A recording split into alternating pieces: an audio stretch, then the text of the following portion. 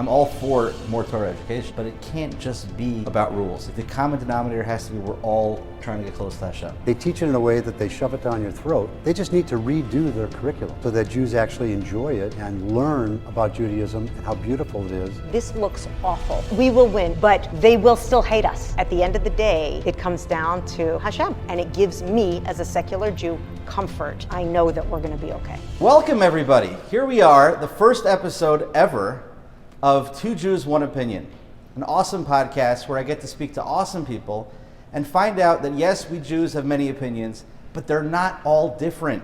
Sometimes we actually agree on things. That's my goal. I guess I'll introduce this. I've got awesome guests today, Marc and Jordana. You guys are the best. Thank you so much for coming on. I had to pick somebody that I knew would kill it for the first episode, so I've got you both. Marc, marketer extraordinaire and a good friend. Know everything about marketing, founder of Minnesotans Against Terror, and founder of Avigdor, who's our sponsor for this show. Thank you so much. Thanks for having me. Jordana, anchor WCCO, can talk about anything with anybody, and that's definitely what you want on a podcast. Yeah. So thank you so much. Thank you. I also want to mention thank you so much to Wisdom Gaming for hosting us in this awesome studio.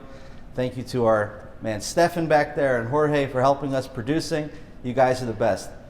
I guess I'll introduce this conversation. I was just in Israel last week, and we'll call this a tale of two cabs. You love Israeli cab drivers, right? I love Israeli cab drivers. They don't know who you are. They'll tell you everything about their life, their opinion. They'll tell you what to think. It's great. I get in a cab. First guy's there. He's giving it to me. What are you doing in America? You need to live in Israel. You lazy Americans. You just like your money. You're too comfortable. Of course, in rapid Hebrew, but I understood him. You need to be here in Israel. What are you doing in America? I tried making excuses. He wouldn't buy any of it. You guys all have to be here. That was my first cab. A couple days later, I'm in a cab, Israeli cab driver. He says, "You live in America?" He says, "Save yourselves. Stay there. Don't come here." He says, "Here in Israel, nobody gets along. Everybody hates each other. The Sephardim can't stand the Ashkenazim. The Haredim can't get along with the Chilonim. In America, people get along." So here I am, two cab drivers in Israel, and I don't know who to listen to. Do I listen to the first guy? We all got to get to Israel now. I listen to the second guy, stay in America because we can get along, right? I think the message for me is, let's take what we have here in America, the ability to get along, the ability to not be so political as Jews with every little thing. We have that freedom and luxury in America to talk amongst Jews, different types of Jews. Let's take that and maybe bring it with us to Israel. I think that's a good goal. So my effort in this goal is Two Jews, One Opinion. Let's try to see and demonstrate how Jews of different backgrounds could talk to each other, can get along, and maybe we'll bring it back to Israel and we'll have the best of both worlds. That's my goal. You on board? Yes, on board. for sure. Okay, absolutely. Well, let's just start by introducing who we're talking to over here. Got Marc Grossfield, Jordana Green. You are a couple. We are. We're married. Yes. You are married. Why don't you tell us your name and a little bit about yourself and why you're happy to be here today? So I've been in marketing all my life. I have helped many multinational companies, international companies, solve marketing problems that their ad agencies could not solve. That was my business for 20 years. I sold that business to a public company. I bought half of a baby safety products company. I grew that about tenfold and sold that to a private equity company. And then I've been doing marketing consulting ever since. In between all of that, I founded Avigdor, which is made in Israel. It's a very spiritual product. I had some help by Eddie Phillips, who's Dean's father. He passed away 2011, I think, before I was able to launch it. And now I'm a member of the community. I grew up secular. I grew up eating bacon cheeseburgers. Are they good? They're great, great. I can't say I've had the experience. Well, now you can have them vegan and kosher. There you go. I got to try that one time. And I went to a lunch and learn many years ago at the invitation of Chaim Fink, Ken Fink, and I was fascinated with what I learned in the Talmud on Parsha Mishpatim. And that brought me back in, and I feel I have a lot of feelings about the Jewish education system. I'm excited to talk to you about many Absolutely. things. One thing that I have noticed about you is you've always been able to take your marketing and use it in the Jewish sense. I mean, Aviv, the whole brand is like Jews and marketing, but I want to talk about later is kind of how to use your marketing sense, your marketing skill to market the Jewish people. Yes. You know, I'd love to but do we'll that. talk about that. Yes, we need that. He would be Yes. great at that. Yes. And he has many ideas for that already. Jordana, why don't you tell us about yourself, introduce yourself, and why you're happy to be here? Well, thank you, Rabbi. I am Marc's wife, and I am a radio talk show host on WCCO Radio in the Twin Cities. I am a news anchor and reporter. Before that, I was a reporter my whole career, born and raised in New Jersey, but I've been in Minnesota for 20 years, so my children were born here, so I definitely consider it home, and that's where I met Marc. Sure. We met on J-Date, incidentally, Oh, cool. Jewish I dating service. I didn't know that. Yeah, J-Date online. And They're not yeah. a sponsor yet. They are not a sponsor yet. Hopefully they'll get on Yes, board. They'll yes. see how enlightening this is. Hopefully they'll get on board. Two-time cancer survivor and a member of the community here. And I grew up somewhat religious, what you would call modern Orthodox. We called it conservative in New Jersey. Sure. And, but you know, kosher. So and many labels. Lots of different labels. So many labels. All right, I just liked it as my brand of Judaism, but always happy to learn, and I do learn in a women's group. I learn with you and your wife. You keep and on other coming back, so that's a brothers. good thing. I keep on coming back, not just for the food, for the company and the learning.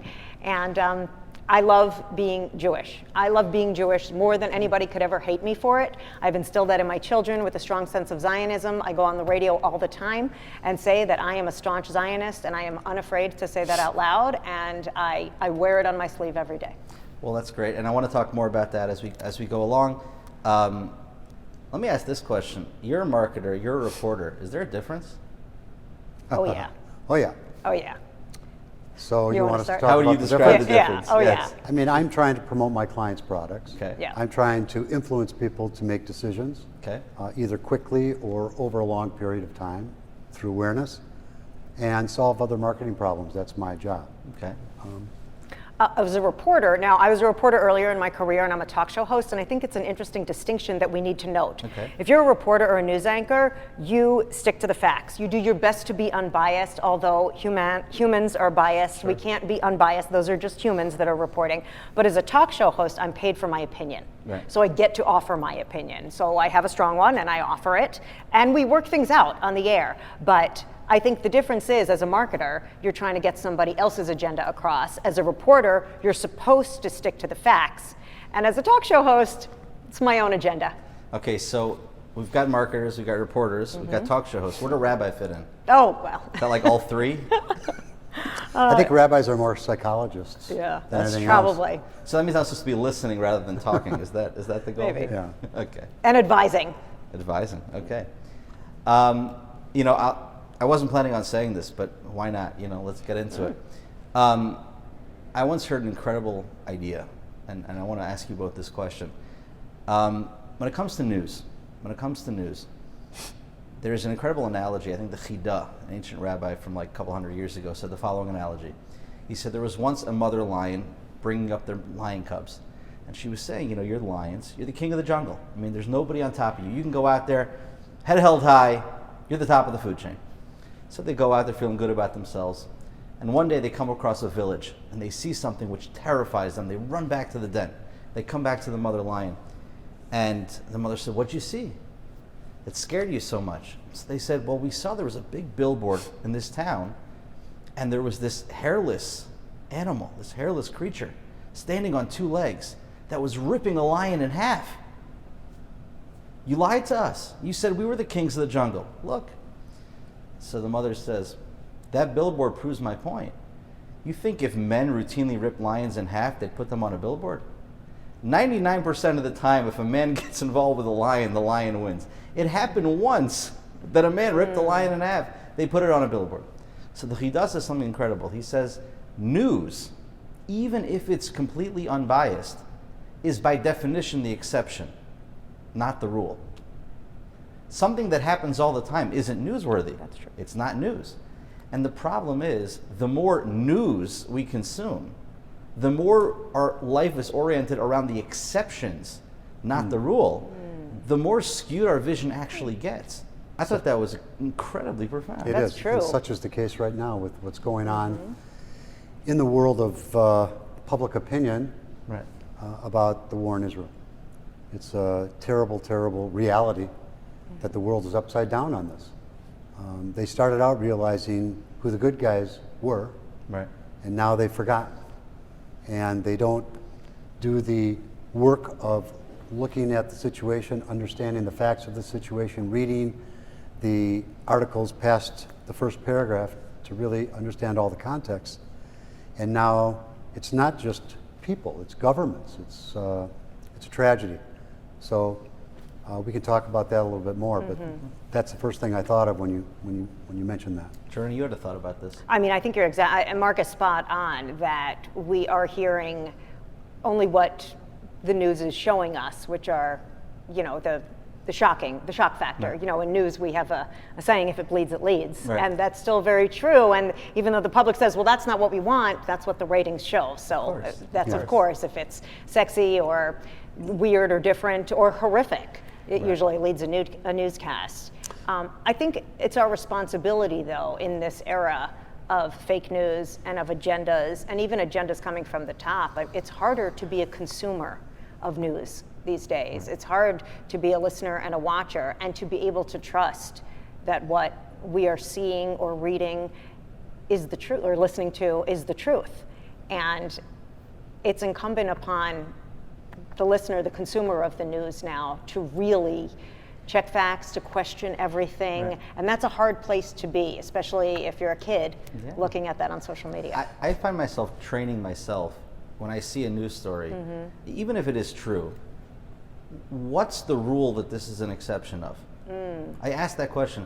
I'll give you an example. We had, riots a couple years ago here in Minneapolis, and there was a gas station, that was burnt down, right? And all you saw in the news were images of this gas station that was burned down. And I had countless friends would reach out to me and be like, whoa, Minneapolis is burning. And I'm like, there's millions of buildings in Minneapolis and one of them is on fire, right? That means all the other ones aren't. That's true. Right? And yes, it may be true there's one building on fire and that's a problem. But that doesn't mean that all the buildings are on fire, right? And you see news stories, even if there is a story, a horrible story, whatever it is, happens here and there, what's not being said? What hasn't made the news? And I think we need to train ourselves to ask that question. I mean, is there any advice that you can give, Jordana, to consumers of news out there that would maybe give them a better sense of what the world is? I think was given to me and when I was a young reporter. Someone always said, consider the source. So you have to consider the source of where you're getting this from. And I'll ask, my kids challenge me or ask me, hey, I saw this on social media, they said this on TikTok. Right. And I said, what's the source? You have to, and tell me the source, then I'll tell you how accurate this is, or if you should be looking for an opposition source to find out more information about that, because sometimes it requires more digging. It's not necessarily right or wrong, there's nuance to it, which is terrible for these organizations to put things out with all of this nuance that requires us as consumers to have to dig deeper. But they do it because they have an agenda. Yeah. And that's part of the problem. That's actually a big problem, is their agenda. We in our religion live by the Torah, the rules of the Torah, the law. Our value system is based on Torah. So we are supposed to, and hopefully do, analyze situations based on our values. But that's not how people and media and governments are making decisions these days. They're making it by what the public thinks. Right. So if the public opinion is that the Palestinians are suffering, then that doesn't matter who's right or wrong. It goes to oppressed versus oppressor, oppressor versus oppressed. Right. And that's not the right way to look at the situation. So it's unfortunate right now. And now with social media, especially TikTok among the young, it's becoming more than just a problem. For now. Becoming more than just a problem. It's becoming its own pandemic. Right. And I'm very disturbed about it. And it's hard for even the Jews that I know, that I grew up with, my family. Sometimes they're not willing to show their Judaism. They're afraid to be Jewish because of what's going on with public opinion. And that's a problem. Okay. Well, you're clearly not afraid to be Jewish. I mean, you're wearing clear. Yeah. Rabbi, we're lucky. I really think that that's a privilege. We live in America. We live in St. Louis Park in Minnesota. I think there are other places where we are afraid to be Jewish. We just visited my oldest, who's studying abroad in Spain. Not so friendly to the Jews over there, and she does not wear her star on public transportation. She tucks it in. So we're just lucky here in America that we still have freedoms, that they're not coming to round us up on trains, thank God, and we still have freedom of speech, and we still have protections under this government. We're very blessed. We are. Yeah. And that goes to, I don't know if you were going to get into the Jewish educational system, but I'd like to talk about it. Everything we can. Okay, so I want to talk about What do that. you want to talk about Jewish education? Okay. You for or against? I have experienced a Orthodox Jewish education to a certain extent as an adult, and I experienced the secular, what I call secular Jewish education, as a kid. Okay, I hated Talmud Torah. I didn't find any value in it. They never were able to touch my heart. They were never able to show me why I should value Judaism. I tried to skip out as many classes as I could. I went to Saturday school. We called it Saturday school, where I learned how to read Hebrew. No idea what I'm reading. They only taught us to read. Right. They didn't teach us. And my kids, the same thing. My kids went to Talmud Torah. They hated it. Jordana's kids went to Talmud Torah. They hated it. They haven't been able to figure out that the beauty of Judaism needs to be taught to the children if you expect them to want to be Jewish when they're older. And that's why we've got, I believe, so much assimilation going on. As an adult, learning what I'm learning now and have been for the last 30 years, I'm fascinated by the Torah and the Talmud and the fact that our ancestors had this all figured out, a couple thousand years ago. Right. Well, God help them. That's true. But they actually created all these laws and still debate those laws. So I want to ask you a pointed question. Yeah. There's the Kollel, there's Torah Academy, who would love to educate as many people as they can, as many Jews as they can. Why aren't more secular Jews interested in learning in Torah Academy or with the Kollel? Well, I think that you are a product of your upbringing. And my parents moved into a Jewish neighborhood. I had many, many friends in my neighborhood growing up. I think there were 10 kids my age on my circle of 39 homes. We played together. We went to school together. We went to public school. And I think that at that time, the Jewish communities were more interested in assimilating into the American culture than standing out and being Jewish. Proud Jews, yes. But did we know anything about Judaism? Do my parents really know anything about Judaism? Right. Maybe Passover, Hanukkah, but they don't know the whole story. Right. So, it's just a problem that I would like to help solve someday, given the ability to be more influential in that area. Okay. Jordana, I asked the question before to Marc, a pointed question. Why aren't more people, secular Jews out there, interested in going to Torah Academy? I know it's a kind of a ridiculous question, but I'm asking. No, it isn't really, but it's too big a leap. Okay. Secular Jews that didn't grow up with learning and with praying every day or being observant, it's just a bridge too far for them. It's too many rules, and I'm not saying this is a bad thing. I think we need the rules and we need the boundaries. I love Judaism, but I'm what you would consider probably a secular Jew or a conservative Jew, and my kids go to public school. So I think if you didn't grow up that way, it's a very hard transition and a much more.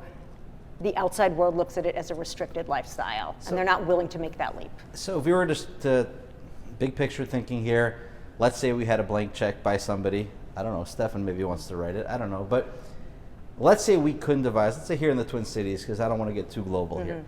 If we wanted to create the proper vehicle for Jewish education that would attract the more secular Jews who aren't, let's say, getting that education, that loving Jewish education that you talked about, that maybe isn't a bridge too far. What does that look like? Well, we have a vehicle now. We have a school called Torah Academy. Well, and we have another one called Talmud Torah.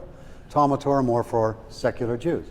They just need to redo their curriculum. They need to redo how they teach, what they teach, so that Jews actually enjoy it and learn about Judaism and how beautiful it is, and therefore they'll want to learn more and more and more. But they teach it in a way that they shove it down your throat.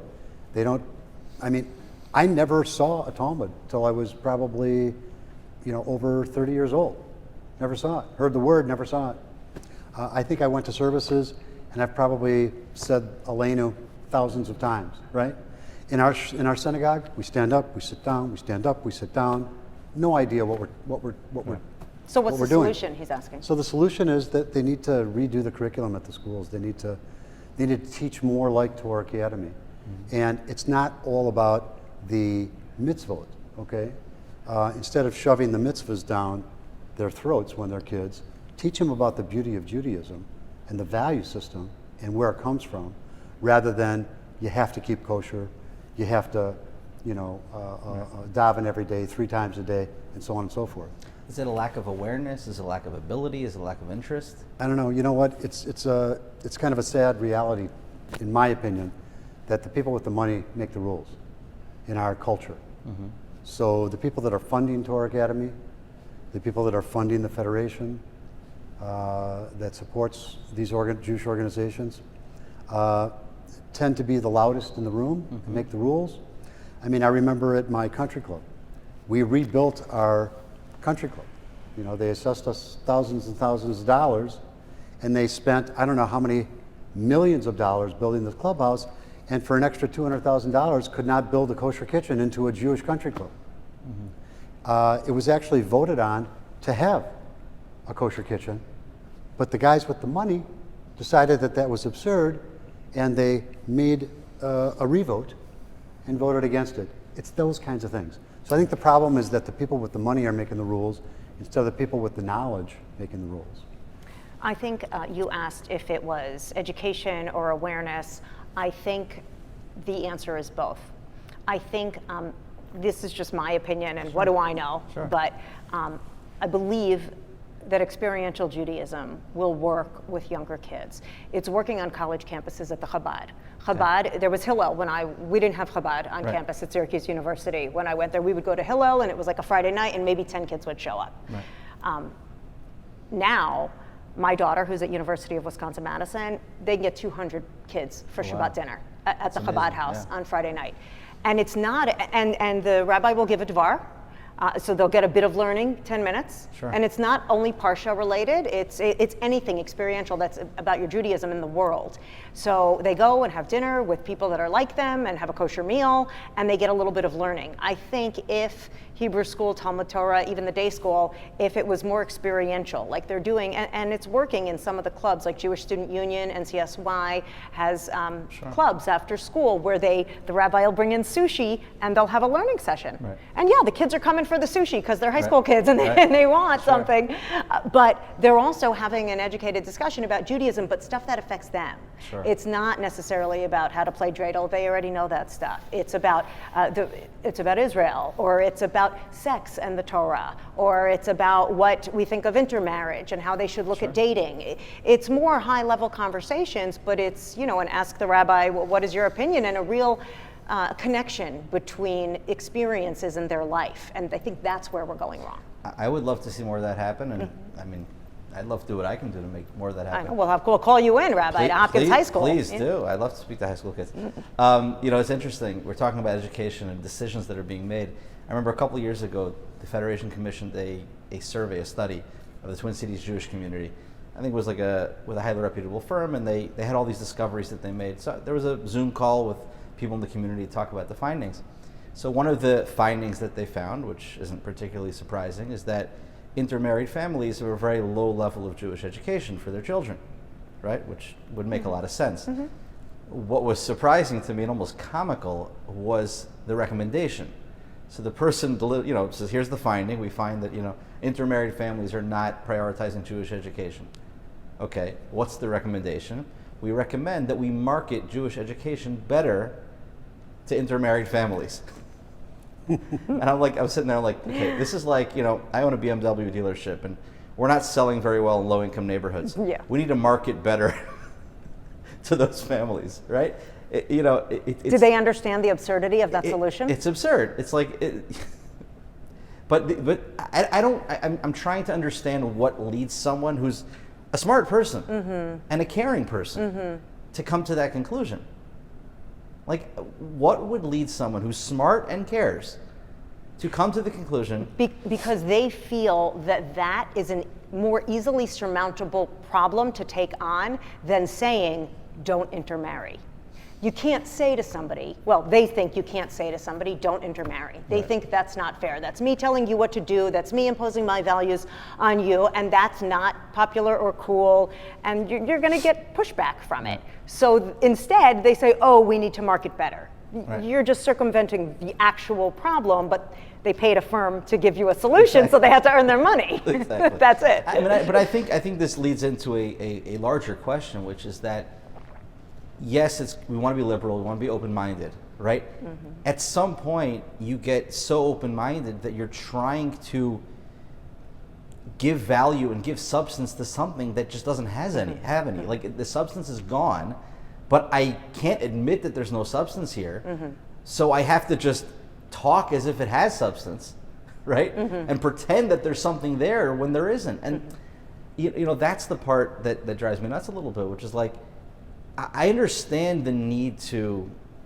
be accepting and allow people to make their own choices, 100%. Absolutely. But at some point you have to say, if you want something substantive, you want something real, you want something lasting, I can't twist nothing into something, right? At some point you're going to have to replace nothing with something. So did they create a marketing campaign, or did they tell people, marry Jewish? What did they do? Probably neither. Neither. So no solutions then, right? Well, that was a waste of money. But we commissioned the study. It was a waste of money. But we commissioned the study. I could have told you that, by the way. Next time, tell them to come to me. I'll tell them for free. The other thing is, like, the name of your show, right? 2 Jews, 1 opinion. Yeah. Usually it's 2 Jews, 5 opinions. Oh, for sure. Okay, 10 Jews, 20 opinions, right?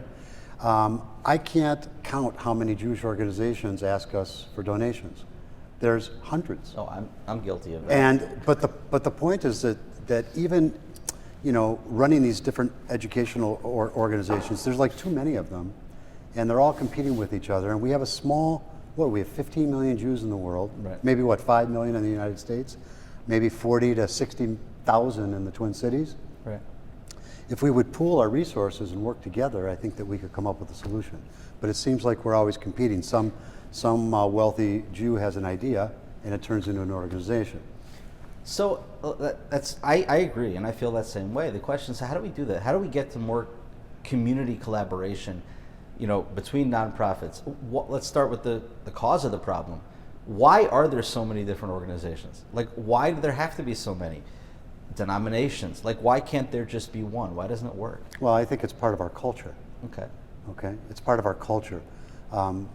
We question things. We dig into things. We find flaws with things. And then we have ideas, and we want to create an organization to promote those ideas. I mean, how many political parties are there in Israel? Not 2. No. What is there, 10, 12? A lot. Right? Okay. So it's part of our culture, and I think it's one thing that makes us great. But I think it's also something that hurts us when we don't come together. And, you know, we have too many Jews right now. We have Jewish organizations that are they Jewish? Jewish Voices for Peace? Well, But I'm just saying, we have like these organizations that represent our community. The public thinks that they represent our community. They don't, but they're out there representing our community and talking like they do, and then their names are in the articles, and all of a sudden the Jews think this way. Right. We don't. Right.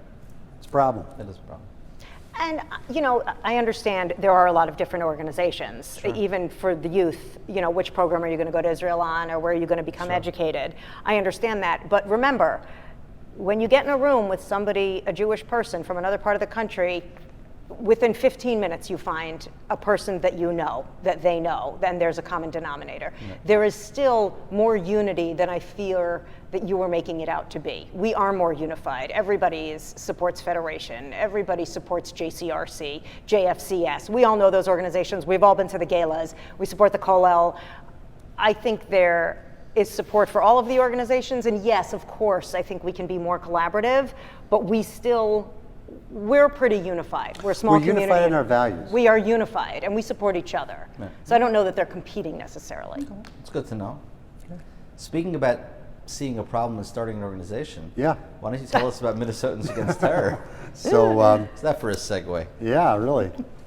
So, yeah, I did that exact thing I just dissed I had to. I was in Jerusalem during the Intifada twice. In May of 2001, and the Intifada started in the year 2000, the second Intifada. And there are massive suicide bombings all over Israel. I went in May. I came back in December with a group, and Marc Rotenberg and I, who at that time was the general counsel for the University of Minnesota, witnessed a suicide bombing. We were the first ones to the scene. The suicide bomber blew himself up. Thank God he didn't hurt anyone else. He slipped. It was raining. It was like a monsoon. And he either slipped and triggered the suicide belt, or I don't know what, but he triggered it right before he walked into a very popular hotel. Oh, wow. So when we came back, we were paying attention to what was going on in Israel with these suicide bombings. And this is, remember, right after 9/11, and it was very easy for the journalists all over the country to call the victims of, or the perpetrators of 9/11 terrorists. Right. Okay? They're terrorists, right? Right. You kill innocent Americans, you're a terrorist. But if you kill innocent Jews in Israel, you're not a terrorist. You're a freedom fighter, you're a militant, you're a combatant, and they wouldn't call them what they are, terrorists. And it was actually a writer from the Wall Street Journal that actually noticed this in the Star Tribune. Oh, wow. And he wrote an article in, I think it was a wallstreetjournal.com, that said, aren't all suicide bombers terrorists? Not according to the Star Tribune.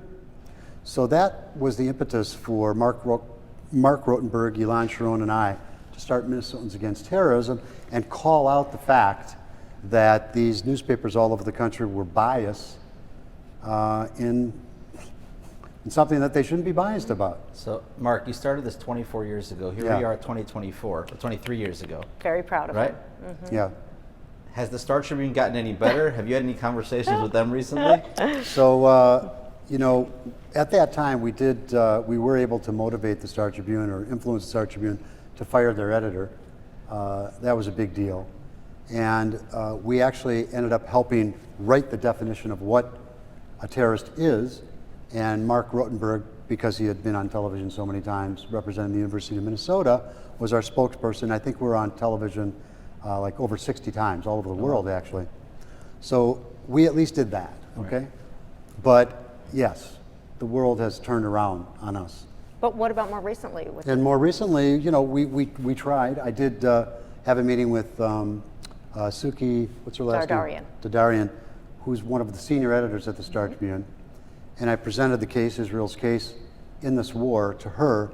But unfortunately, she didn't have any authority over the person that picks the articles that are going to be republished. For some reason, he's always picking articles from the New York Times, I know who he is, and the Associated Press, which happen to be, I believe, extremely anti-Semitic. And it's funny how anti-Semitism works in that context, because it's very subtle. Like, they'll get to the facts, but they're at the very end of the article that no one reads. Right. So I'm hoping that I made somewhat of an influence, but it's not about me. It's just the reality is that right now the media is, in my opinion, anti-Israel, anti-Semitic, and they're on the wrong side, and eventually it'll come back and bite them. Well, Jordana, you're part of the media. I am. So I'm not offended, don't worry. Marc just called out the media I know, for being right? anti-Semitic I should and be anti-Israel. offended. So what are you seeing? Obviously, you're proudly Jewish on the air. What are you seeing? I guess start very locally within WCCO, you know, where you are, obviously, and then broadly speaking, what are you seeing in the media? October 7th happened. It was a Saturday. It was Shabbat, and I went on the air on Monday, and it just laid out how I felt about this. This, of course, October 9th was still a time when the world had sympathy for the horrific massacre that was perpetrated by the Hamas terrorists and on the kibbutzim and on the Nova Music Festival. There was still sympathy for the murdered Jewish people. And there isn't anymore. My view has not changed. I was a Zionist then, I was a Zionist as a child, I am a Zionist now. I believe that Israel has a right to defend itself. I believe that Israel has a right to exist. What Marc is saying is true. The media, when you turn on CNN or MSNBC, when you turn on, when you read the Star Tribune, certainly when you read the New York Times, yes, they are demonizing Israel to the nth degree, and they don't always tell the true stories. The fact that they quote the Gaza Health Ministry as a credible source of victims is insane, that is run by a terrorist organization. And remember how I said earlier in our conversation, I tell my children, consider the source. Sure. This is the example when the world needs to be saying, what is the source? Oh, it's the Gaza Health Ministry? Wait a minute, that's run by Hamas? Oh, okay, we understand they're inflating their numbers. We understand why they're saying 30,000 are dead, and mostly women and children, and none of them are combatants, or none of them are Hamas. So what I try to do every day on the air is educate people about what is happening. And I talk to people in Israel all the time. But I also tell my listeners this, and I'm going to be totally honest with you. Sure. I cannot be unbiased about this situation. I am a human being, and I am a Zionist. I am a Jew. And Hamas wants every Jew dead. That's me. Right. My children could have been at that music festival. They've all learned and studied in Israel. I am not unbiased in this situation. So the way the New York Times is biased and the Star Tribune is biased, I am biased. I want Israel to win. Right. And because I'm not a reporter anymore, which the New York Times and the Star Tribune is, I get to have an opinion. Sure. So I tell them, I'm not biased, I'm a Zionist, this is the opinion that you're getting, this is my truth, this is what I know, and or what I believe to be the truth, of course. We only are as good as our sources. Sure. But I see so much hate against Israel. I feel like I am swimming upstream. Jonah Kaplan, who is CCO TV, and I are like the only two Jewish reporters on the air in the Twin Cities really talking about this issue from the side of Israel. I get a lot of hate on the text line at WCCO Radio. They call me Genocide Jordana. Oh, wow. Jordana, they send me texts, why do you love murdering babies? You love spilling blood. I love that. I do not love that. I do not want innocent people to die anywhere in the world. Sure. So yes, I receive a lot of negativity, but to Minnesotans' credit, there are many Minnesotans that support Israel, that understand the truth of this situation, that know this is an existential fight for not only our survival, but between good and evil being Hamas terrorists. So there are people out there that understand that. And I hold on to that hope because there's so much negativity out there surrounding this conflict. And I have to remind even my husband sometimes, there are people out there, and we are on the right side of this conflict. But it's a struggle being on the air every day. Yeah. You know, the Jordana mentioned the fact that, you know, there is a humanitarian crisis there. Mm-hmm. We don't want innocent people being killed. Sure. I mean, it's against everything that Judaism is about. Mm-hmm. Okay? We can't kill innocent people. Right. It's a casualty, it's a problem of war, and it's a reality of war. Israel is trying to do everything it can not to kill innocent civilians. The problem is that Hamas, I mean, people know the truth and they still blame Israel and they demonize Israel. And one of the biggest problems is social media has taken over the news, especially among the young. Right. Okay? I don't know a kid under 30 years old that watches the news or reads a newspaper anymore. They're getting all their news from now X or other TikTok sources like that. And that's where the numbers hurt us because there's, almost 2 billion Muslims in the world, and there's 15 million Jews. So if a celebrity that's being influenced by a Muslim friend of theirs and has 80 million followers, you know, I don't think there's a Jew that has 1 million followers. I mean, you know, they beat us in the numbers, right? Mm-hmm. And they post so much, and there's so many of them that our kids get inundated with, these lies about Israel. Israel is not a demon. Israel's not trying to kill babies. At the same time, they have to be able to fight Hamas and get rid of Hamas. They have to win this war. Yeah. There's no other choice. It's a matter of survival. If they lose this war, if they let Hamas live, they lose. They're not interested in killing every Hamas combatant. It's impossible. Right. They'll never get to that goal. They just have to destroy their military infrastructure, and then they have to destroy, at some point, the indoctrination of kids learning to hate and kill Jews. Okay, so I want to talk about this because both of you have done a very good job of laying out the odds against us, and you know the numbers 2 billion versus 15 million. I mean, so there's Hamas, fine. You know that war seems winnable, right? But then there's Iran, and then there's the entire, Arab world that potentially, who knows what percentage of them. But even if a small percentage of them are actually jihadists and want to kill Jews. That's way more than there are Jews in the world, right? You know, is it winnable? I mean, in the global war, you know, is it a winnable war? You know, there's the PR battle, there's the, you know, physical battle, and I mean, if we look at the history of Israel, you know, look at the history of Israel, look at the history of the Jewish people. When we've been victorious, it hasn't made sense. Yeah. You know? I think to answer your question directly, and again, I'm talking about a lot of things that we learned by listening to Ron Dermer. He's so smart. Sure. And I agree with him that the war is winnable. Well, first of all, Israel has to win this war, whether the United States supports Israel in the end or not. Israel will continue and wipe out Hamas's infrastructure. Israel and the United States have made great progress in the world with peace, negotiating peace between the United Arab Emirates, the Abraham Accords. Sure. They're close to establishing peace with Saudi Arabia. That'll be the big deal. Right. That'll be a paradigm shift because Saudi Arabia is the most powerful Arab country in the world. It's got the most powerful military. It's got the most powerful influence. The two most holy sites are in Saudi Arabia, Mecca and Medina. And they believe that Iran is a common enemy. Right. I mean, they hate Iran as much as the United States does. And if we can pull Saudi Arabia in like we did with the Abraham Accords, Morocco and Bahrain and the United Arab Emirates, I think that other nations will follow with that and that we can really have peace.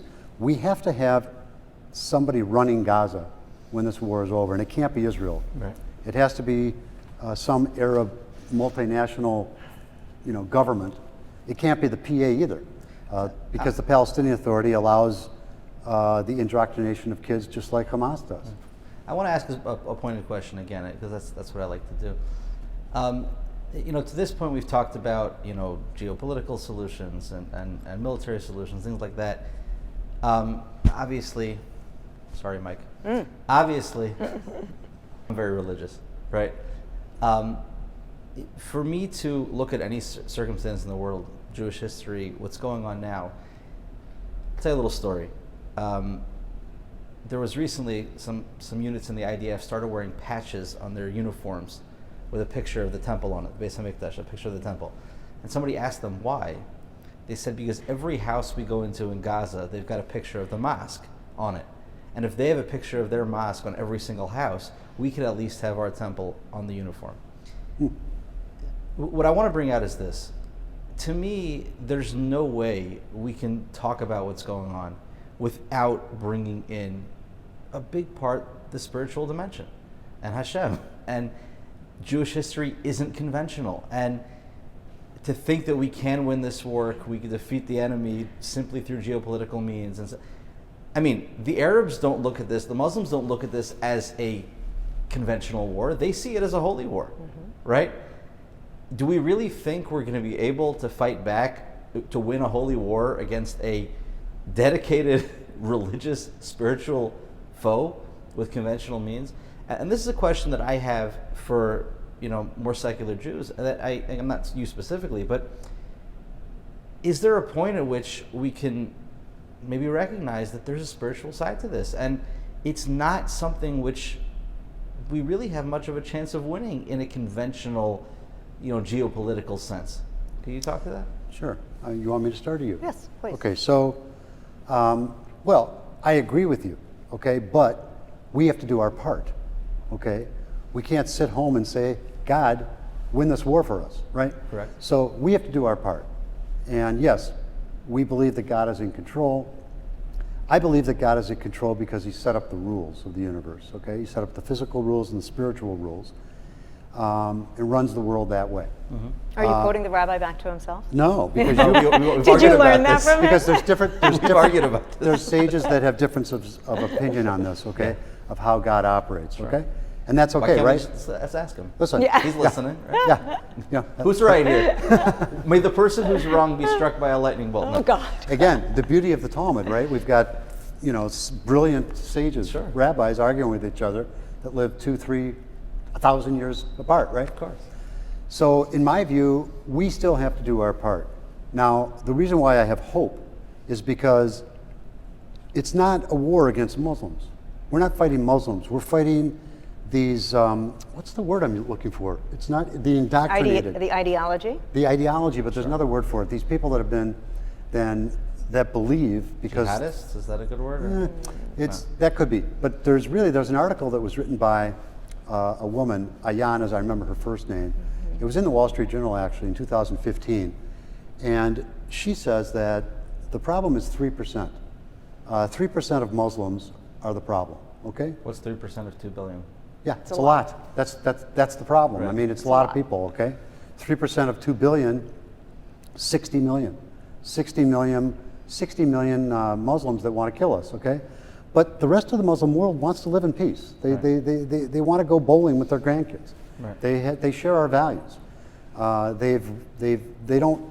Jordana's shaking her head. Yeah, I don't think the math is right, so don't put that in there, okay? Make sure you put that. I don't think it's 60 million. I thought you just It's didn't like 6 bowling. million. Yeah, 3% times 2 billion is 60 million. You sure? Yeah. That's a lot. Yeah, That's 60 a lot. million. Yeah, it's a lot. Okay. It's a problem, Seems right? like a lot. It's Two a and a half problem. times us. But yeah. if you look at the evil access, okay, Iran is the problem. They fund these proxies. They fund Hamas, Islamic Jihad. They fund the Hezbollah. We need to beat these proxies first. We need to make sure that Iran never acquires a nuclear weapon. We need to get Saudi Arabia on our side. We need to get the Muslim world to accept us as who we are and live in peace among us. And it's working in 6 Arab countries, Muslim countries. It's working in a lot more countries than that, actually. You know, the few troublemakers make all the news. Right. But most of the Muslims have no interest in killing us. Well, So we have to make sure that we call it like it is. Well, I got to ask you, last time we had a problem with the Persians when they tried to kill us, I think we read about it yesterday, right? Yeah. The story of Purim. Yeah. Right? Yeah. So we had this genocidal maniac, Yeah. Haman, right? Yeah, one guy. One guy was going to kill us all, right? So what did we do, right? We got together and fasted and prayed for 3 days as a nation together, and then Esther went in with her diplomacy and changed everything, right? And the circumstances clearly were orchestrated by God, and everything worked out, right? So again, what I would turn to the situation like this, I say, okay, let's all get together, fast and pray for 3 days, and then let's figure out a diplomatic solution, and then hope. I mean, Yeah. that's with the confidence that we're going to win, because that's our history. Yeah. And I'm sincere about this. Like, that's really what I think makes the most sense. And obviously, I don't think that I can just go to the vast majority of secular Jews and like say realistically, this is what we ought to be doing. There's a disconnect there. One that I think is unfortunate, because I really do wholeheartedly believe that the solution is the same way we won then, we're going to win now. Like, it's not, there is no other way. We you know, our 15 million, like, like we're not, so I guess my question to you is, like, is there anything that I can do from my perspective to get this message across? Or there's just nothing to do, or you could tell me that I'm dead wrong. But, you know, this is how I see it, right? It's a spiritual thing primarily. And yes, there are practical things that we can do. There are diplomatic things that we have to try and attempt. But to think that that's the thing that we're relying on, it's just not. It just won't work. So, but I know, like, I even feel stupid going over to some people and telling them that, because I know that it's not going to be accepted. What advice would you give me? Jordana. I would never give you advice, Rabbi. But what I would say is this: when I am feeling at the end of my rope, when I am feeling the world is against us because I've been on social media too much, or I've gotten so much hate from the listeners, or Marc and I have had a conversation and we're watching the news and seeing how demonized Israel is becoming, that is what I hearken back to. I will learn. Or when I read the Megillah yesterday, I thought, this is such perfect timing. Purim came at the perfect time, because the miracle of Purim, I know it lasted 9 years, but then it turned around over a banquet, over the night of a banquet that Esther had with Haman and Achashverosh. So, and you know, it's funny, you say it sounds silly to go to secular Jews and say, don't worry, God's got this. Right. But I do that with my children, with my husband, and with myself. I say that at the end of the day, this looks awful. We are losing the war in PR. Can we ever win this war? We will win it, but we will never win it. And what I mean is, we will win. Israel will exist. The Jewish people will continue, because we have, and we always will. Right. But they will still hate us. Right. In every generation, they rise up against us. We thought it wasn't going to happen. We've lived in relative, safety since the Holocaust. We weren't alive during the Holocaust. Right. This is our Holocaust. This is, I mean, it's not to the same level, of course, but this is a pogrom. Right. This is a modern day pogrom. So we're going to win the war, meaning Israel will exist, the Jews will be safe, we will lose lives, we will lose the PR, we will never win the war of public opinion. No, the world will never love the Jews, they will never love Israel, but that's, like you, at the end of the day, it comes down to Hashem. And that's why we will win. And it gives me, as a secular Jew, comfort to know that I am a believer and I know that we're going to be okay. That's a good answer. I agree with that. I don't think that there's a disagreement in thinking that Hashem, that God is going to be in control of everything, and that's what matters most, and the idea that we have to do our part. Right. Okay? If you go back to the 6-Day War, right? I don't know who the brilliant Israeli was that decided to take out all their air power, to bomb all their airports and destroy all their air power, and that's why the Israelis were able to win that war in 6 days. Sure. And they preemptively did this. Right. Okay? So once they controlled the airspace, they won the war. Now, did Hashem put that thought into that person's head? Of course. Okay, Right. so it's happening at the same time. Right. But we have free choice. We have to do our part. God's going to interject when He has to. He's going to split the sea when He has to, but He's going to let us play it out. Okay, 6 million of us died. Right. Okay, Right. did He save 6 million of us? Right. Okay, so are we being threatened and we should be realistic about it? Is God going to save us all? No. Right. But in the end, yes, God is going to make sure that the Jews influence, and they have. I mean, Christianity derived from Judaism. We share the same values. We are really the same people. Every Christian should be with us. The Christians should be saying, "Go Jews, go." Okay? I mean, that's what they should be saying, because we represent the same values. We're the same. But they don't, because they're influenced by the media and all that. Right. And it's just a unfortunate reality. But listen, I'm gonna digress a little bit into, if that's okay, a little my bit show, about go my for it. Minnesotans Against Terrorism Yeah. brain, okay? So, because I've been in marketing so many times, so many years, I've learned through marketing that people are selfish. It's just a reality. You read about how people vote. People vote with their checkbook, right? Grocery prices are too high, gas prices are too high, president's probably going to lose, okay? Interest prices are low, interest rates are low, the incumbent's probably going to win. People vote with their checkbook.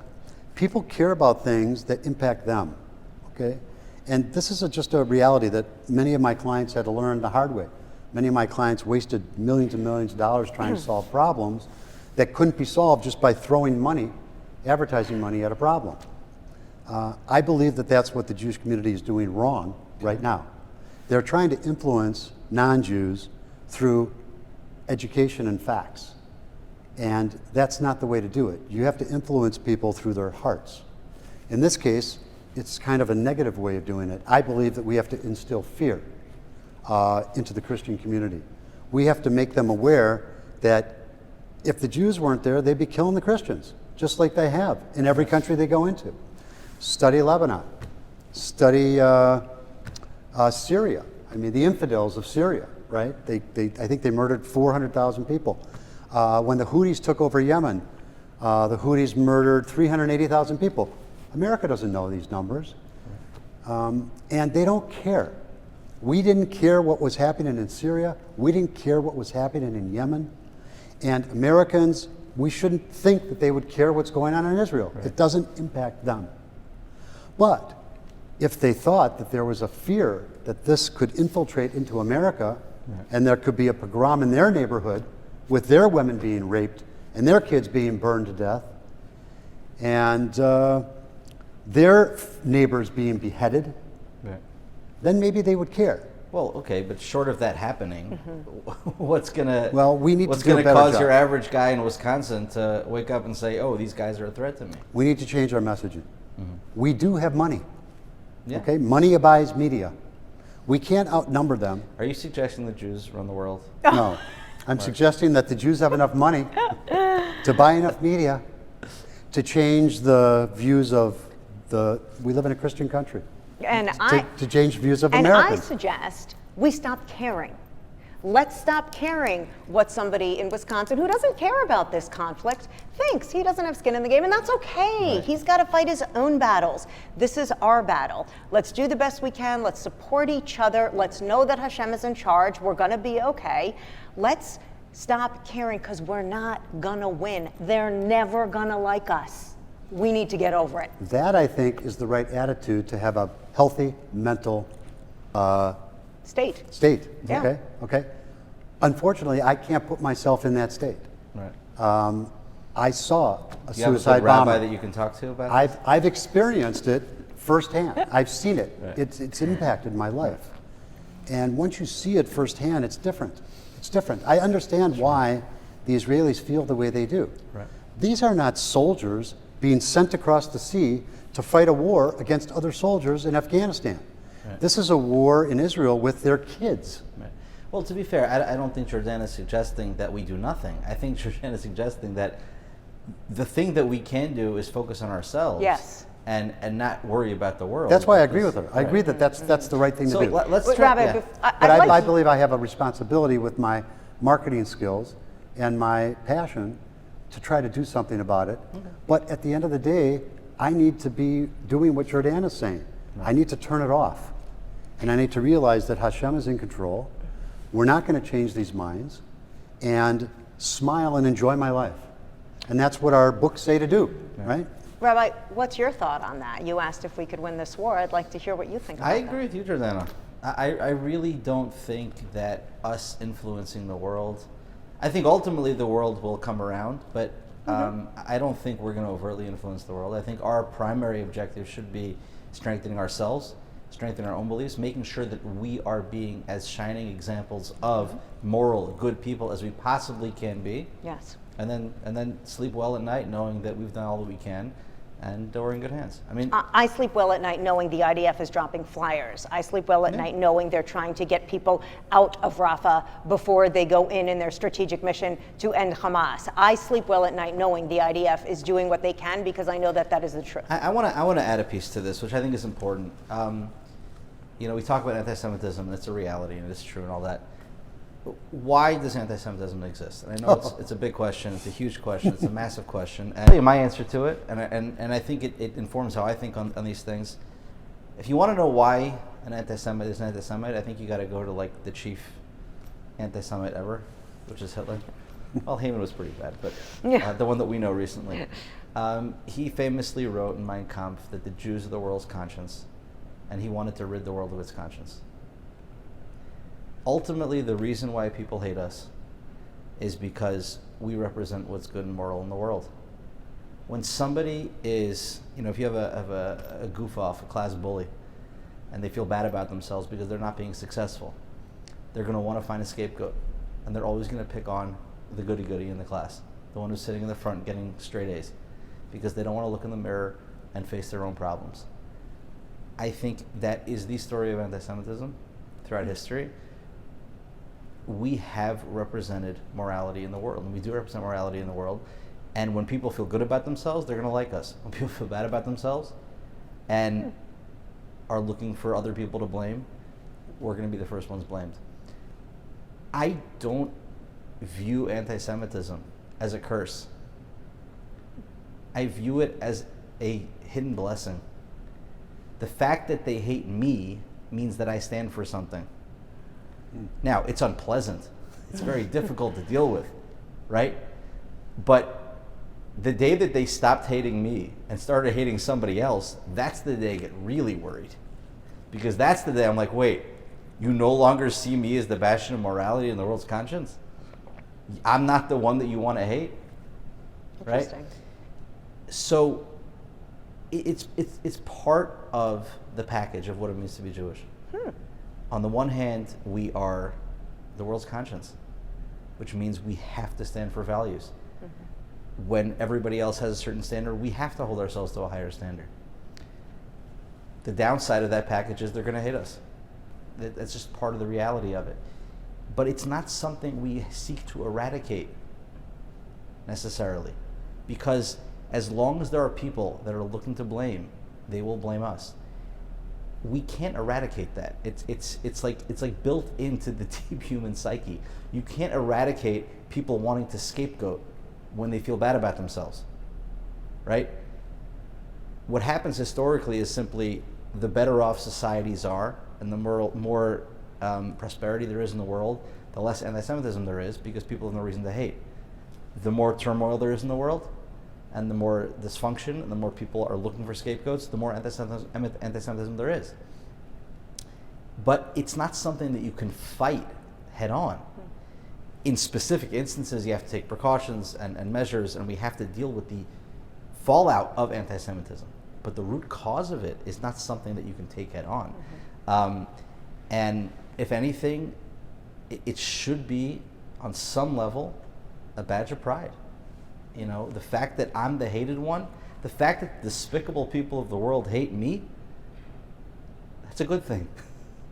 They're going to hate somebody, and they're going to pick the one that they know is the one that stands for the most goodness. You know, so how do we respond to that? By doubling down on goodness. Like, that's our job. Just double down on goodness. Be the moral example. And hopefully what ends up happening is one of two things. Self-destructive societies ultimately self-destruct. And then also people who are self-destructive at some point can come around and correct their ways. Either one of those will end up with us being in a better place. Can we influence that directly? Largely not. Can we protect ourselves? Absolutely, we must, right? So, you know, that's how I view it. Protect ourselves, and let them burn themselves out, or see the light. And I'm very happy to hear you say that. Yeah, me too. But that's what I hope all rabbis would say. Okay. Okay, because I mean, if you look at God's plan, okay, He took us from slavery, instilled His Torah in us, and made us His messengers to spread that word, right? Right. That's our Right. job. Right. And you're at the core of that job. Yeah. If there aren't rabbis like you studying and teaching Torah, then there is nothing. There's no line. There's no Judaism. It's not going to spread anywhere, because the Jews and Christians tend to get less religious every decade, right? Every century. It's sad, and we need to bring Jews back in. In terms of anti-Semitism, I think there's a lot of reasons. I think that you're right, that they look at us as being self-righteous, and nobody likes a person that thinks they're more righteous than themselves. You know, who is that person? What the arrogance that they have to think that they're better than us, that they're smarter than us. I think there's a lot of truth in that. I think that depending on where you live in the world, you have anti-Semitism for different reasons. I mean, if you go back to the fact that they think we killed Christ, the fact that we don't accept Christ as a God is another reason that they hate us. If you ask Hezbollah, the leader of Hezbollah, he'll probably have a different reason than the leader of Hamas. Right. They stole my great-grandpa's land. Yeah. They killed my mother. Right. They're going to have a different reason for hating the Jews. Jews stand for democracy. If you look at the totalitarian world of Arab kingdoms, monarchies that still run the 22 Arab countries, I think it's 21 or 22 Arab countries, they're totalitarian regimes. The Jews represent democracy. 12 parties in Israel, right? Two-party system, which is not working here. Democracy is not working so good. But the last thing that they need is for democracy to take hold in a Muslim country, to the extent that it influences the people in their countries to rise up against them. You know Churchill's line about democracy, right? What? He said democracy is the worst form of government, except for all the others. Yeah, ours isn't working so good. I know. Ours is a nightmare. But it's right better now. than the others. It's better than the others. It's the worst form of government, Yeah. except for all the others. We've talked a lot about the global Jews, rest of the world. Let's talk intra-Jewish here, okay? Let's start with the kind of the bigger picture within Jews. The name of the podcast, right? Obviously, many different streams, many different thoughts.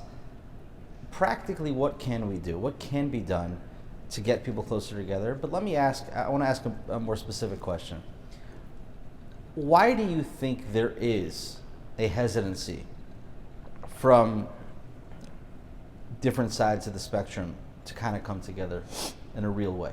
Are you talking about Jews or Jews? I'm within Jews, yeah. And when you say in a real way, like in which way do you mean? Do you mean in education or in? Just in communal engagement, just even being friends. There tends to be a lot of segregation, a lot of isolation. People tend to stick to their own cliques. How much is that a problem? Let's start with that. How much is that a problem? And secondly, is there anything that we can do to open things up a little bit? I mean, obviously, people have to be free to live the lives they want to live. To make other people live lives they don't want to live. First of all, you can't do it. But second of all, it's not an ideal. Are we just doomed to this kind of fractionalized society where everybody's doing their own thing and you have 16 different denominations of Jews, and or is there a way to where we can kind of merge together, gloss over those differences, mend fences? I think it's an important question to ask. This is an interesting question that I talk about with many of my girlfriends, because many of my girlfriends are at my level of religiosity where they're kosher or their husband's daven or what have you, but at Shabbat dinner, but maybe they drive on Shabbos or they don't wear modest clothing or things like that. Secular Jews, at least I'll speak for myself and the women that I know. Well, let me say something before you answer that. You know what the word frum means, right? Well, F-R-U-M? Sneas. Well, no. Religious. The U is where you are. Anybody to one side is far right. Anybody to the other side is modern. Oh. That's it. Oh, So wherever I like you that. are, that's okay. I like that. Yeah.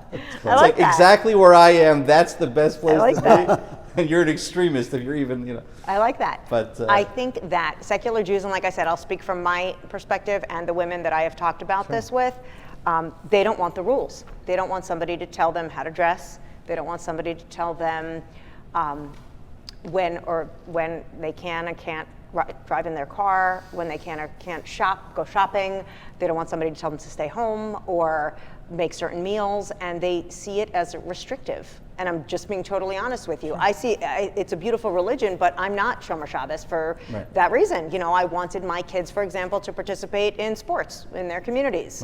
And that's what they do on the weekends. And I do believe if you are Shomer Shabbos, there are many things your children or you will not be able to participate in American culture. So somebody like me, I'm trying to blend the two. And I know it's pick and choose, and it's maybe not what Hashem would have liked or likes, but we have rules in my house. Like, you're home for Shabbat dinner, but on Saturday you can do what you want to do. So I think that it's too hard for people. They don't like rules, and they don't like somebody telling them, meaning Hashem or the rules of Orthodox Judaism, what to do. I think they think it's too hard. My mother always said growing up, being a Jew is hard. This is when I couldn't go to the Rocky Road Dude Ranch when I was a kid because it fell on Passover, so I couldn't go. Or I couldn't go to someone's barbecue unless I brought my own hot dog wrapped in tinfoil to put on their barbecue because I was kosher.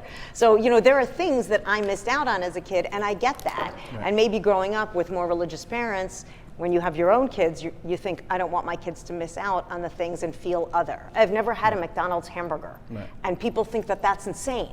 And I'm okay with it now, but I never have. But people think I'm an alien because of that. So a lot of us don't want our kids to be looked at that way, and that's why we've made that choice. So, can I tell you something that might surprise you? Yes, please.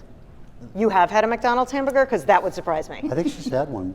She's had one. It was in Jerusalem. Oh, okay. That doesn't Maybe count. on Ben Yehuda Street, yeah. There's people that are more religious than me. Plenty of people that are more religious than me. There are people out there that wouldn't eat in my house, right? Really? There are standards of behavior and observance that exist in the world that I'm not up to. I'm not holding by. But is it your goal to get there? No.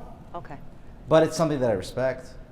I once asked my father the following question, and I think this is important. I asked my father, I said, how do you deal with, talking about kiruv, bringing people closer. My father's been doing this his whole career. And I said, what's your goal with people? You were working with people, what's your goal? So he says, I just want to take a person where they are and help them take the next step towards Hashem. Wherever that is, whatever that is. I understand what you're saying, that if the expectation, I think a lot of people are guilty of this, it's like, well, unless you keep X, Y, and Z, right, then you're less than, or you're judged, or whatever. I think what people fail to appreciate is that you'd be no different if you were born into that circumstance. Like, like if you were born in that family, you'd be exactly the same way. So it's not a question of a person's worth or anything like that. There are objective standards that Hashem has, and then there's subjective standards that He reasonably expects for everybody.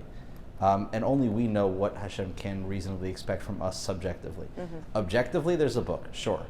Is anybody doing everything they're supposed to all the time? I think the Talmud says there are 4 people in history who ever did everything right all the time. Really? Okay, so I'm not one of the 4 listed there. Spoiler alert. I'm not one of the 4. None of us do everything we're supposed to all the time. The question is this: is there an objection to getting closer? No, in fact, No. we talked about why, and we're talking about what. What can we do? Okay, to bring I think the original question was, what can we do to bring the Jews together, right? To bring them closer together, right? I think Jordana's right. I know she's right about. I lived in that world where, I felt judged by the Orthodox community. I'm not a real Jew because I'm not keeping kosher and Shomer Shabbos, okay? Right. And I think that's a problem because it's not real. Right. Any Orthodox Jew that is judging hasn't studied enough Torah. There's only one judge, right? But in terms of what we can do, we just went to a concert, Matisyahu concert. Yes. And it was fantastic. And the reason why I loved it so much, I like his music. I don't have any of his albums. Right. I don't listen to his music regularly. What I loved about the concert was that every type of Jew was there. Right. And we were all there. Right. And non-Jews were there too. And non-Jews too. Right. But you could see there were Jews with kippot, okay? There were Jews with yarmulkes. There were Jews that, no yarmulkes. There were Jews from every part of the Jewish community of the Twin Cities there. Right. We need to have more of that. Okay. We need to have more get-togethers where everybody but the Orthodox wants to aren't come. going to go to that. Well, I want to give you my perspective on that. I think it's nice. I think it's wonderful if Jews of different types can get together. I don't think it's fundamentally meaningful. In other words, what makes us Jewish, what our mission here is to get closer to Hashem. Like, it's not about getting closer to each other, it's about getting closer to Hashem in the process. If you told me that there was Jews of all types getting together to daven at the Kosel, or getting together to light Shabbos candles, or getting together to put on tefillin, that's something I would be excited about, right? To go to a concert, okay, it's not bad, but is that getting us closer where we need to be? And I think what happens a lot in these conversations, and this is the point I think which, again, I can only speak for myself, unity for the sake of unity, which actually doesn't bring us closer to our collective mission, which is to get close to Hashem, to me, it's nice, but it's not ultimately going to change anything. But we can interject. We can interject those parts into it. I wasn't suggesting that we have a Matisyahu concert every week. Yeah. But what I'm suggesting, it's wonderful. But yeah. What I'm suggesting is that we find ways to get together, where all of us want to get together. Correct.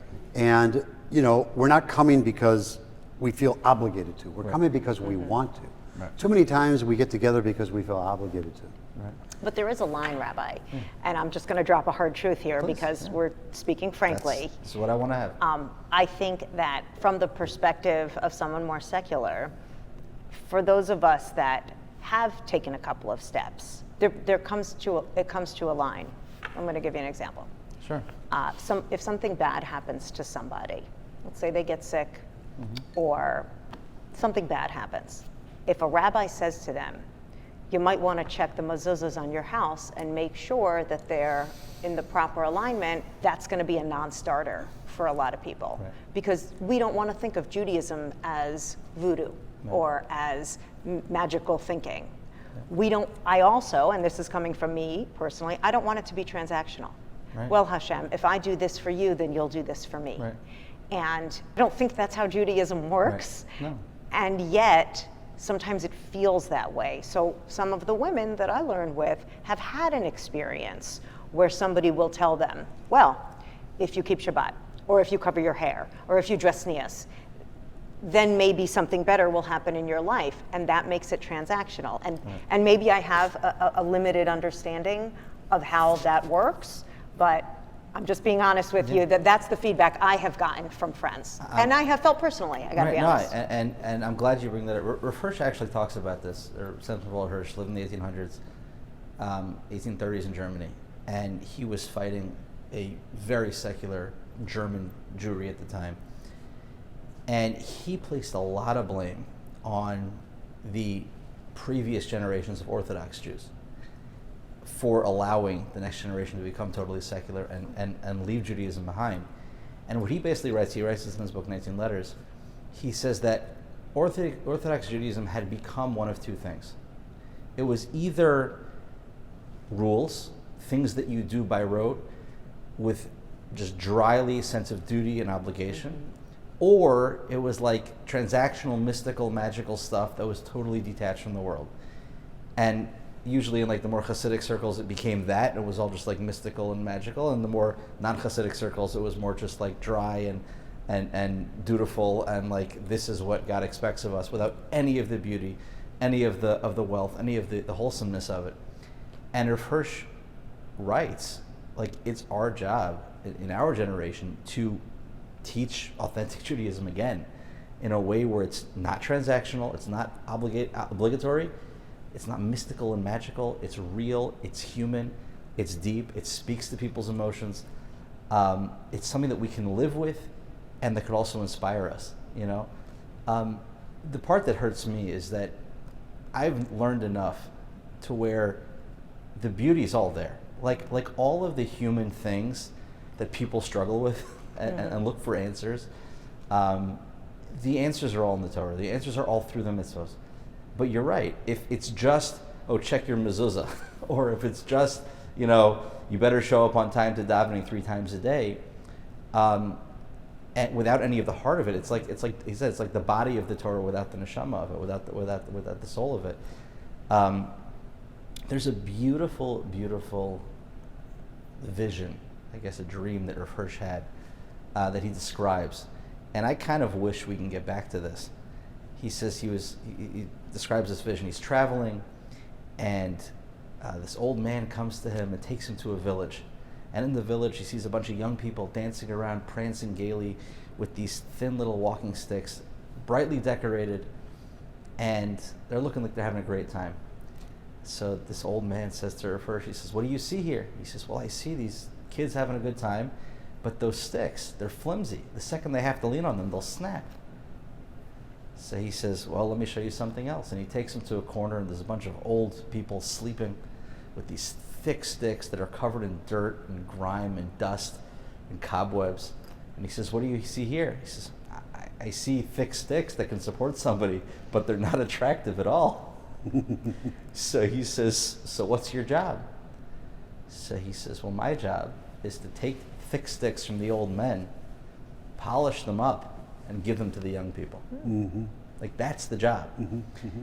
And I see that as being my role. Like, my role is whatever solutions people are finding that may be attractive aren't very sturdy and solid and stable. I mean, the things that people are finding in today's world to find meaning in, to find causes in, and people want causes, and that's a good thing. Like, people are actually driven by meaning. But the things that they're finding are weak at best and laughable at worst, right? The Torah is as solid and stable as it gets. Mm-hmm. The problem is it's become unattractive because, like you said, it's either mystical and magical or it's just a bunch of rules and obligations. I try to give over, when we talked about education, giving over the heart of things, I try to do that. I try to, where it's not, I think it's unfortunate even within the Orthodox community, there are many people who, even if they're observant, it's either mystical, magical, or dutiful and obligations and rules. And some people like those rules and therefore they stick to them, and some people like the mystical, magical stuff and they stick to that too. I don't think either one of those two things is going to be very sustainable, projecting out. So, from my perspective, as long as people want to grow, as long as people aren't afraid of getting closer to Hashem, it's perfectly all right if somebody wants and demands a Judaism that makes sense, a Judaism that touches them. Don't just tell me what to do. Mm-hmm. Explain to me why. Mm-hmm. Tell me why. Why does this make sense? Mm-hmm. Don't just tell me, well, just trust me. This is what it says in this book. If you check your mezuzahs or wear that or do this, that's 100% reasonable, and that's what I would expect people to say, right? Where I think people aren't into it is that either they run into people who aren't willing to accept that, and they just turn back and say, well, don't ask questions and just accept it, or they don't have the ability to understand and empathize with people and understand where they're coming from and what really makes them tick and what motivates them. So what I would love to see more of is an openness on the part of people who maybe are more secular to getting close to Hashem, and then an understanding and an acceptance of the people who maybe are more observant, that you have no appreciation for people's journeys, where they're coming from, and you have no appreciation for what it means to try to adopt or adapt to systems that are totally foreign to you, that make no sense, right? If you can appreciate that somebody wants to get closer to Hashem, but has to do it in a way that makes sense to them, then I think there's what to talk about. Then I think there can be a merger. There can be more of a connection. That was beautiful. Thank you. It was. I started studying 30 years ago or so with Rabbi Leaf, Moshe Tuvia Leaf. Yes. And I said, Rabbi, I live, 8 miles away. I want to come to shul. I want to come on Shabbos. He says, I know what you're going to ask me. Just make sure you walk in. Oh. Okay? And it hit me, and I thought of it now because, Jordana says, well, I'm not Shomer Shabbos. Jordana is Shomer Shabbos in my opinion. But I'm not. I'm Shomer Shabbos in my opinion. Right. We're not to the extent of the Orthodox community, okay? But we're living our lives in a way that Hashem wants us to live, I believe, by being honest. We happen to keep kosher. It's the judging, it's the ego that we're not supposed to have influencing us that's causing the problems. In Israel, the different Orthodox sects, how do I say that? The Haredis, in the, what are the Satmars? Satmars. The Satmars aren't in Israel. They're judging. They don't go to Israel. They're judging each other. They're not supposed to be judging each other. You know what I'm saying, They right? say go to Israel. It's like it. Yeah. They're not supposed to be judging each other. You started our conversation with, should we live here or should we live in Israel? Right. The Jews need both of us. Right. Okay? Right. We need the Israelis, right? And we need the American Jews to make sure America keeps supporting Israel. Right. We need the Jordanas. We need the Marc Grossfields. We need the Rabbi Goldbergers. We need the Rabbi. Now, in 2003, I was honored by one of our organizations, and I was able to make a speech. And I said in the speech, I was talking about Dan Avi, God rest his soul. He just passed away last week. Yeah. He was my trainer.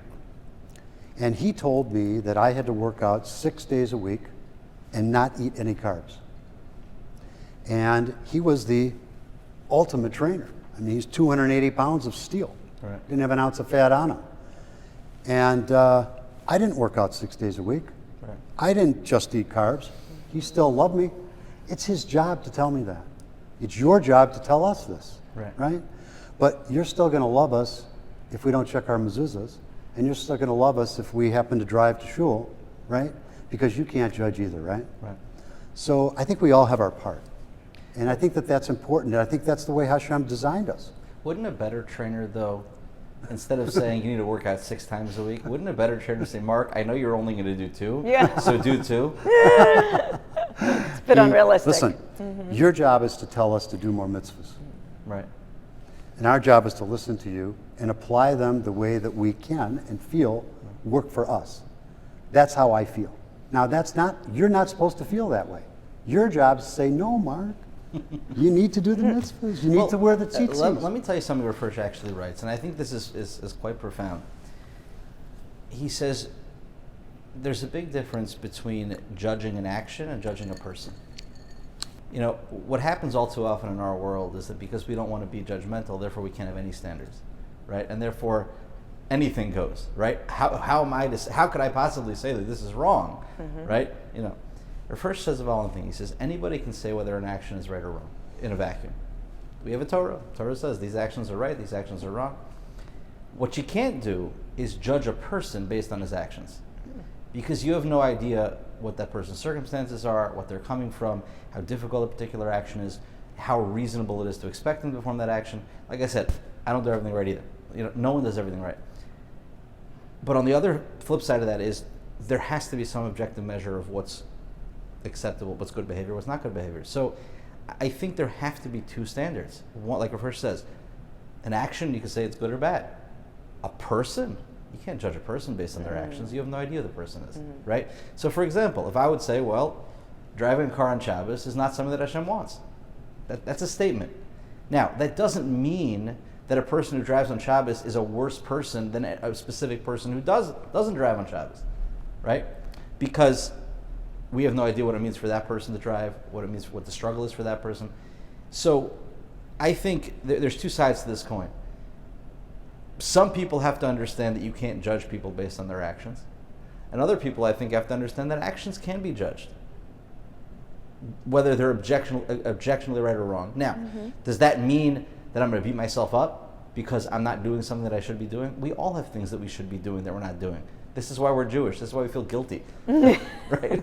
That's true. I mean, that's what Jewish guilt is. That's true. And if there aren't actions that we think we should be doing that we're not doing, or there aren't things that we're doing that we think we shouldn't be doing, then we're not doing our job, right? You know, in the world, guilt is a very uncomfortable feeling. It's very uncomfortable. You know what guilt is, right? Guilt is when my actions are here, right? And my expectation of where I should behave is here, right? It's very uncomfortable. There's two ways to deal with it. One way is to lower my expectation, right? The other way is to embrace the guilt. That's what Jews do, right? We don't lower our expectation to fit our actions, right? No. We maintain the expectation, all the while not living up to it, and then Feel bad about it. which is amazing. One of my favorite stories ever, and I've told this to you, Marc, favorite stories ever, guy calls up his rabbi, he says, Rabbi, I haven't learned a word in 3 days, I feel horrible. The rabbi says, that's amazing, come over, we'll have a l'chaim. He says, Rabbi, you didn't hear me. I said, I haven't learned in 3 days, I feel horrible. He says, that's amazing, I heard you. He's like, what are you talking about? He says, tell me, how many people in this world feel horrible if they haven't learned for 3 days? He says, that's a reason to celebrate, right? If there's one thing I want to change, these two things. On the one hand, people need to learn not to judge people based on their actions. You can't possibly do that because you have no idea what a person's going through, where they're coming from. You can't appreciate that person. On the flip side, we can judge actions. And just because I tell you an action is something that not my own personal opinion, just because I say Hashem doesn't want someone doing this action, doesn't mean I'm judging the person, right?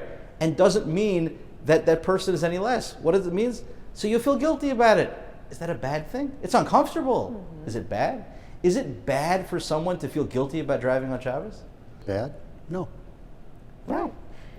And that person knows what the struggle is. We all have those things. That's my point. So I think the ultimate goal, we all want to get closer to Hashem from wherever we're coming from, right? Not judging people is incredibly important.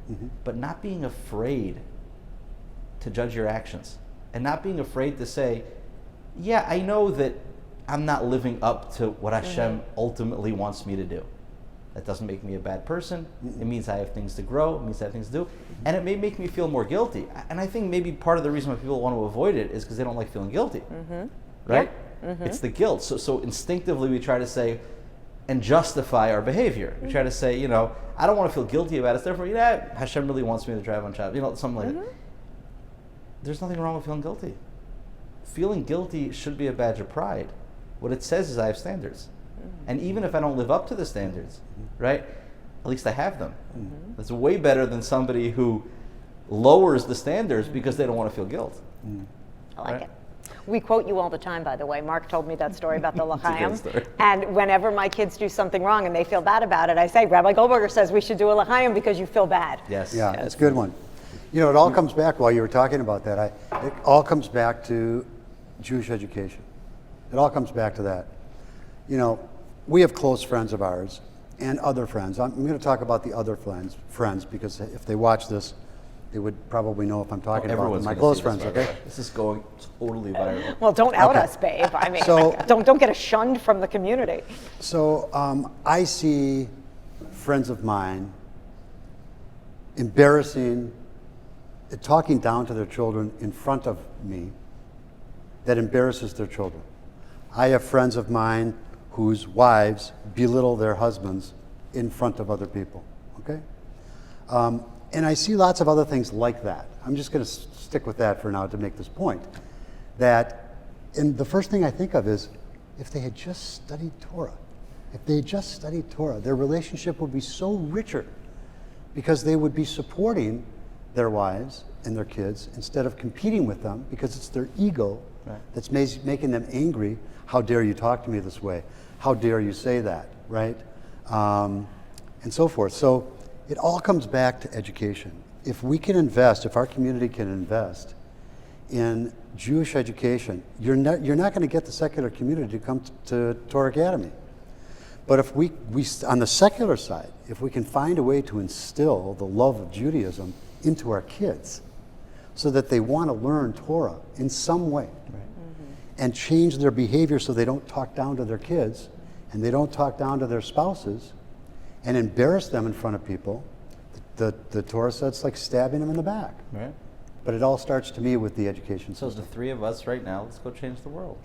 So, but Rabbi, what would you say? Yeah. Because right now we don't have a magic wand, unfortunately, and we can't create a new educational system. So what would you tell secular folks about having the kids become closer to Hashem? I mean, that's the one opinion, right? We all want to get closer. How do we get there? I understand the challenge. I understand why people are hesitant to do it. The people who have, called the guts, I guess, to allow their children to live a lifestyle that maybe makes them feel guilty, I have true admiration for that. You know, the more people want to educate their children based on the Torah, based on the way that Hashem wants us ultimately all to live, I think we're all better off for it. You know, obviously that education can't come with condemnation. It can't come with judgment. It's a delicate thing. It's a very delicate thing. I've seen people do it well, and I've seen people do it horribly. You know, I mean, I've seen this many times growing up in Atlanta. I've seen children become more religious than their parents. You remember, what's his name? By Barry, I forget his name now. Wolf, sorry, Barry Wolf. Barry Wolf was a guy in the community. Okay. He had an organization called PORC, Parents of Religious Kids. Oh. It was a whole group of people whose kids became religious, and he created a support group for the parents. He called it PORC, which is hilarious. It's funny. And the point is that yes, when kids become religious, oftentimes it could be an unhealthy relationship there, where, you know, the parents are, seen as less than. But I have to say, I mean, I've seen it work well. I mean, my parents are more religious than their parents. I'm all for more Torah education. I'm all for more observant education, but it can't just be about rules. It can't just be, with benchmarks and lines saying, okay, if you check these boxes, then you're considered a good Jew, and if you don't check those boxes, not. It has to be human. Yeah. The common denominator has to be we're all trying to get close to Hashem. Everybody, like my father said, wherever you are right now, just take one step. You know, it's not about have we all gotten to the finish line. And unfortunately, that's sometimes how it's portrayed. It's like, well, you're farther along than so and so you're more valuable. No, the question is, where did you start from, and where did you end up? And that's the question. How far did you get from your own starting point? And if you have somebody who started over here and got 3 steps forward, and somebody who started here and took 2 steps back, I mean, who's better in Hashem's eyes? The guy who started here and got 3 steps closer to Hashem, and the guy who started here and went 2 steps back. Even though this person may observe more, may check off more boxes on the observance scale, right? So, I think people need to look at observance that way, connecting to Hashem that way. It's not, again, we can measure actions. There have to be objectionable measures of actions. Is this action good in Hashem's eyes, not good in Hashem's eyes? But judging people, absolutely not. And I wish there were more schools that had educators that were able to educate on this way. I've seen some excellent people in my own lifetime that were able to do this. My in-laws, my parents are excellent examples of this, of people who are able to bring people along. And I've unfortunately seen horrible examples of this, of people who turn people off because they didn't understand this. And they themselves had a very shallow, black and white view of what Judaism is. And then I think, again, it's easier for me to say this, but parents that are able to let their kids become more observant and closer to God than they are, I have tremendous respect and admiration for that. And I understand the difficulty involved. I have a son now in 9th grade. There's certain things that he's kind of looking at me as the non-religious one in the family now. But I'm thrilled. I'm thrilled. I'm thrilled that he's going in that direction. I agree with you. I expect you to say that. I mean, you're a teacher. You're the CEO of the Kollel. Judaism is your life. You're an observant Jew. I think the world needs observant Jews to do what they're doing. I think Judaism needs not as observant Jews to do what they're doing. And I know you probably wish that everybody was observant. I mean, I hope that you would think that way. Right. Okay? And I think that you're trying to influence us to become more observant, and that's good. We need that. Okay? But we also have to accept that we need Jews to make money. We need Jews, and yeah, you can say, well, you can make money and still be observant. I know, and it's probably the first thing you thought of, But we have, and we do. You accept all of us. Want to hear a cute story? Yeah. There was recently an Amazon was having a convention for its top sellers nationally, and they scheduled the convention for Shabbos. Oh. And they had to cancel it because 90% of the top Amazon sellers are observant Jews, Hasidim, living in New York. Really? Oh, that's hilarious. Oh my gosh. Yeah. So, we have our way of influencing the world, right? I mean, if you look at the United States right now, Antony Blinken is Jewish, right? Kamala Harris, our vice president's husband, is Jewish, right? We have a lot of congressmen, people that are, right? We may be small in numbers, but we're not small in influence. And we just keep doing our part. Right. You keep doing your part, trying to make us more observant. We keep doing our part and becoming little by little, a little more. Jordana and I host Shabbos. We don't do it in the observant way, okay? Right. But we are teaching kids. We've been doing this now for I don't know how many years. And we'll have 12, 13, 14, 15 kids at our Shabbos, and we're teaching them Torah. Well, how do you know what Torah to teach them? Because I learned from you. Thank you, Rabbi. That's right. And I learned from you every Friday morning, and I put it into different words to teach the same lesson to the kids in a way that they'll understand it. Right. And, most of them love it. They love it, Did we get to one opinion? Do we have one opinion? Did we get to one opinion? 2 Jews, 1 opinion? Well, there's 3 Jews here. Oh, yeah, that's right. Yeah. What are you going to do with the show? Yeah. You going to have 3 Jews or 2 Jews? It's a good question. Yeah. But that's part of the enigma of being Jewish, is like, you answer one question with another question. That's right. Yeah.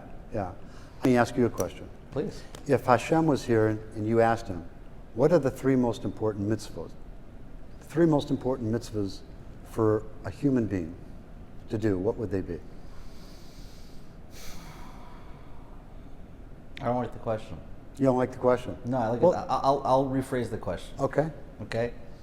My father once asked my grandfather, what's the biggest challenge facing the Jewish people today? Okay. And he said, the challenge to get out of bed in the morning. That's the biggest challenge? How so? How so? Because ultimately, the most important battle that any individual can fight is their own internal one. And every bit of energy that we sit there worrying about global things and worrying about things that are beyond ourselves, what we really have to do is just get out of bed in the morning and do the best job that we can. And if every single one of us did that, then everything else would work out. And if we ignore our own personal battles and our day-to-day things that we have to do and try to solve all the world's problems, we're steering away from what we really have to do. So you asked me, what are the 3 most important mitzvahs, right? Any individual has to answer that question personally. And you know what it is? It's the 3 things that they're not doing that they know they should be. That's the answer. So if it's, not getting upset with your wife, or, or not speaking Lashon Hara, or, any individual person knows the answer to that question for themselves. For me to objectively sit here and say, these are the 3 most important things, and if you're not doing them, you're not. That's why I say, specific actions I can tell you good or not, but the value of a person, what I need to be working on right now, is not what you need to be working on right now, not what you need to be working on right now.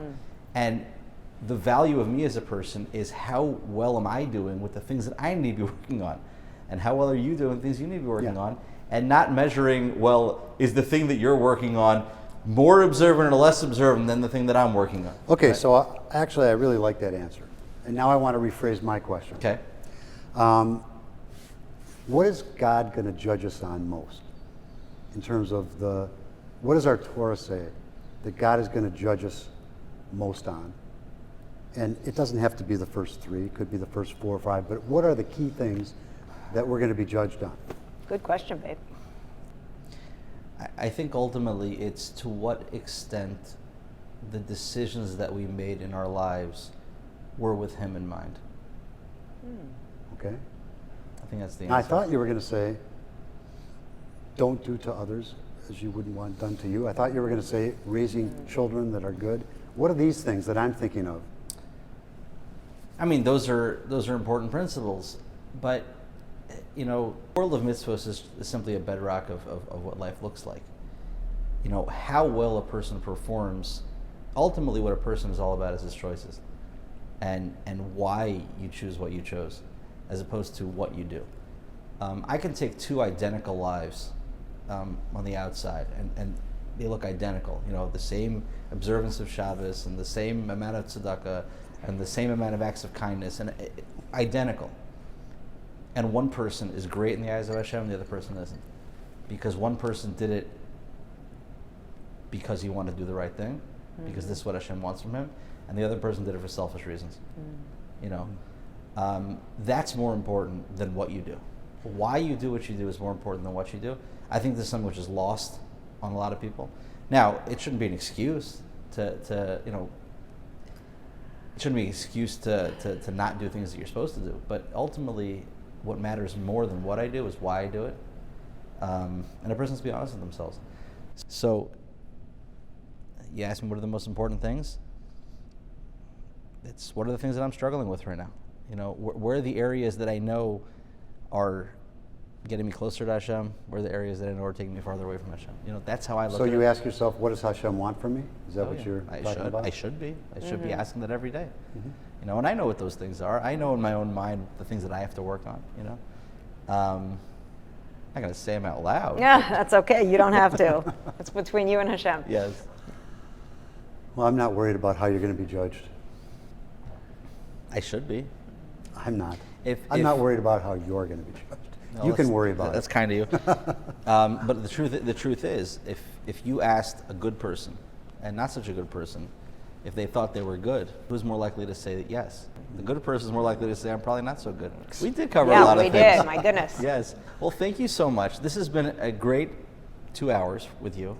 Marc and Jordana, you're the best first guest that I can possibly hope for. Thank you, Rabbi. We'll see where this goes.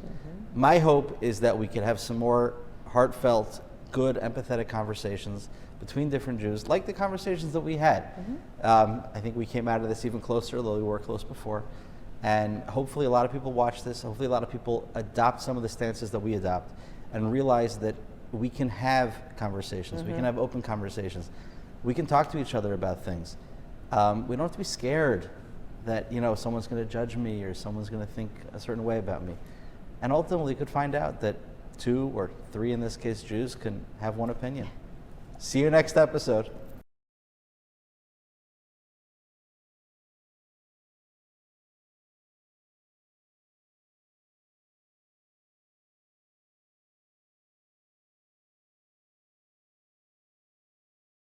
all for more Torah education, but it can't just be about rules. If you check these boxes, then you're considered a good Jew, and if you don't check those boxes, not. The common denominator has to be we're all trying to get close to Hashem. They teach it in a way that they shove it down your throat. They just need to redo their curriculum, redo how they teach, what they teach, so that Jews actually enjoy it and learn about Judaism and how beautiful it is. This looks awful. We will win, but they will still hate us. At the end of the day, it comes down to Hashem, and it gives me, as a secular Jew, comfort. I know that we're going to be okay.